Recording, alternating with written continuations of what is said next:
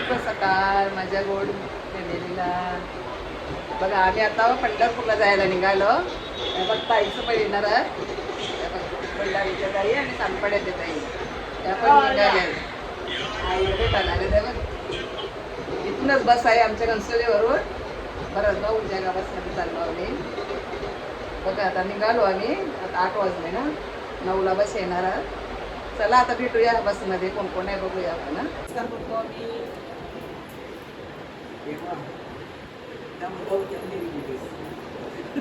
दुसऱ्या दिवशी धावत येऊ दे बोलता. चला चला. ताई काय बस नाही आली अजून? नाही आले अजून. 9 वाजता सांगलेला, 10 वाजला अजून पत्ता नाही. पंढरपूरला जायला ना. एक बस गेली, आपण अजून 5 बस बाकी आहेत. एक गेली का? तुम्ही कितीला आल्यात मग? आम्ही 7 वाजता आले. 6 वाजता आले. 7ला. सगळी लोक वाट बघत राहिले. बसची ताई आमची पण बसची वाट बघते. पुन्हा अजून आले सगळी उभीच आहे तिथं. बसायला पण जागा नाही व्यवस्थित पावसामुळे. हे बघ खावायला पण घेतलं आम्ही. शॉपिंग काय याची तिकडे करूया. हे बघ हे बघ हे बघ हे बघ हे बघ आले. हाय कर. कशाला बसले तिथं? नाही गाडी आली अजून. आम्हाला आवड आहे ना पंढरपूरची. हा मग कितीचा टायमिंग दिलेला? टायमिंग कितीचा दिलेला? आता मला 10 वाजता सांगितलं, 10 वाजलं. हा पहिले सर 7ला सांगितलं तर. तुम्हाला बसायला जागा भेटली, आम्हाला जागाच नाही. उभीच आहोत आम्ही. हे बघ किती अडवाय सांगितलं. हा मग बाई तुम्ही किती वाजता आले? 6 वाजता. बापरे मग घरी नाही गेल्यास?